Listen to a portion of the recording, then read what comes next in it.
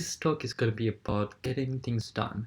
Now, this talk is based on this book called Getting Things Done. This book is highly successful. It's been the in the top bestsellers of the New York Times for a while now, and it has a huge cult following. This book isn't a recommendation. I would go as far as to say, don't read this book because most of this book is actually boring. I'm not I'm not saying that lightly because if you were to read this book from cover to cover, you would get bored out of your mind reading this book. I was one of those people who have a hard time going to sleep, especially when I have a lot of ideas in my mind. I tend to sleep and get all these ideas rushing into my mind, and have really usually have no way of capturing these ideas. And I wake up in the morning and forget all of them in the next morning. And these ideas could be things like, this is a good project I can do, or it could be things like, hey, I need to call mom in the morning, or it could be things like, hey, make sure you forget to turn off the oven in the morning. If I were to summarize the entire book in one single phrase, it would be that your mind is for having ideas and not to contain them.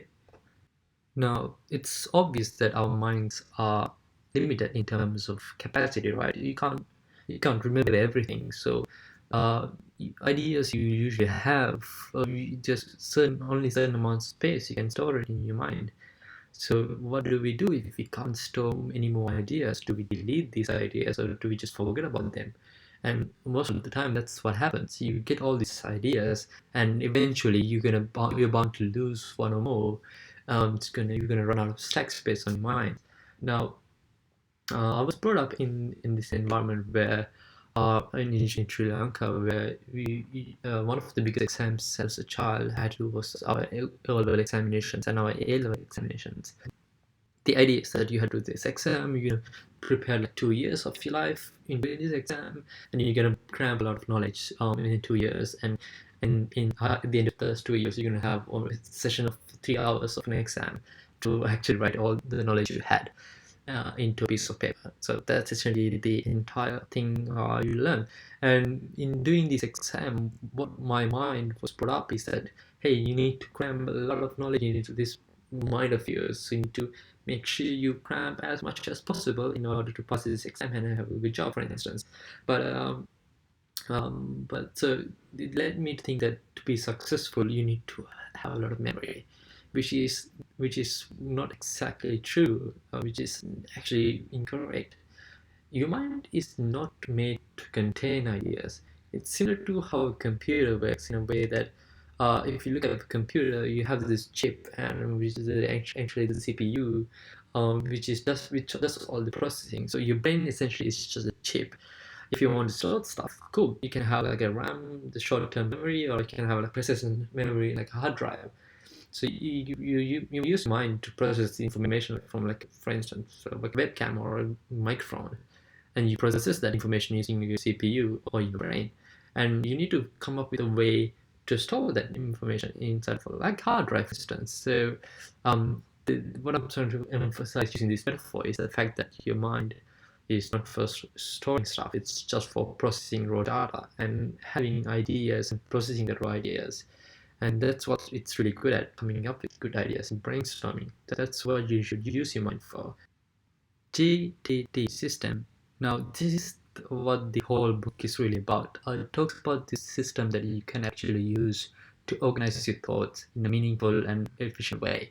Now, this system, I want to preface by saying, even though this is a real overview and a summary of the system taught in this book, I don't want you guys to actually implement this system because this system might not work for everyone. So this is essentially just a flow chart I came up with to explain how to get things done, essentially.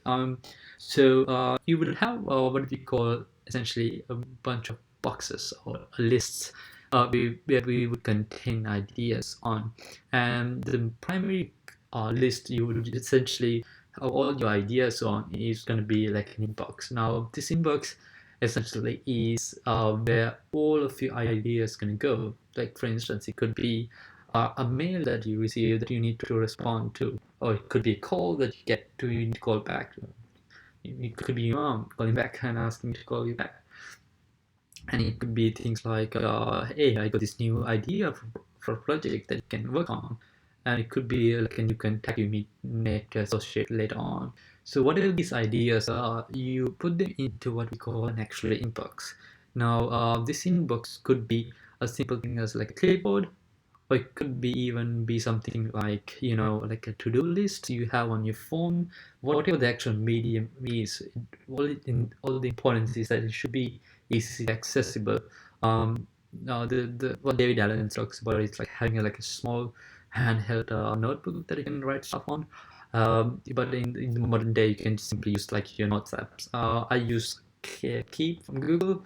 It's really been useful for me, so that's what I use for this task. Now, first thing you need to actually do in terms of what needs to be done is to go through the things in your inbox, and the first thing you ask yourself is this something that needs to be actioned on, or is this actionable, for instance? If is this something that you need to act upon? For instance, you can have thought like, hey, the sky is blue, or the birds are beautiful. And if you get that thought, you look at the thought and it's like, that's not actionable. If it's not actionable, the next thing you do is you immediately just dump it. Now, what do you do then if you realize the action is, if you think the ideas are actionable? Now, if the ideas you had was actionable or things that you can act on, the next question you should ask yourself is, can you actually do this task within 2 minutes? If you can do this task within 2 minutes, you can actually do it. You just go on and continue the task at the time. So, for instance, it could be you need to call your mom back. Don't waste time. Just do it as soon as you get the diary back from the box.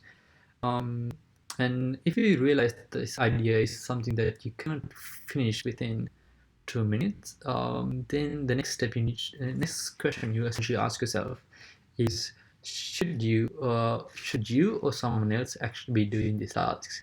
For instance, it could be a project, like a proposal that you need to write, but you don't usually have the expertise for that proposal, so you have to delegate it to someone else. And in this case, it's going to go into a waiting list where you're waiting for the correspondence from the person you dedicated it to. So if you realize that this is a task that you can do yourself, it essentially falls down into three different categories. It falls down into essentially a to-do list and a calendar and a project list. So to-do lists are things you can do that has no essential time management, time aspect to it, or time context to it, as David Allen put it. So, for instance, this could be things like, hey, you need to do this shopping. You have to get bread, for instance. And a calendar example, a task for calendar would be, here to meet this person on this day, and that could go inside of the calendar. Now, if this is something that needs further investigation, like a cool project idea you had, and you think this is a useful project, you put that inside of the project folder or project file, and you keep it there. There's no good of having to just create a pile or stacks and stacks of tasks if you're not going to act on it.